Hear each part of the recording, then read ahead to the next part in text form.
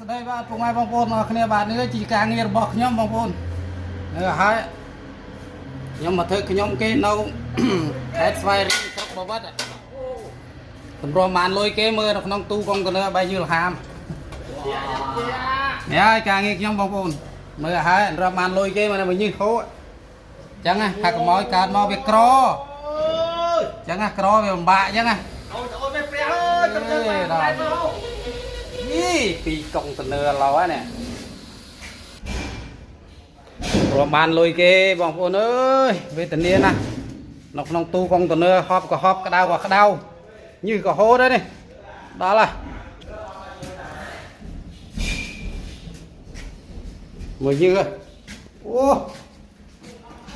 យ៉ាងលហេមលហាមហ្មងអញ្ចឹងថាកុំឲ្យកើតមកក្រវាលំបាកអញ្ចឹងណាតែជើងគាត់ទៅអូហ្វីសហ្នឹងហើយអើយមើលអូហ្វីសហ្នឹងណាដល់មកសាច់នេះអូហ្វីសអើយមកណាប្រឹងអូនប្រឹងដើម្បីលុយ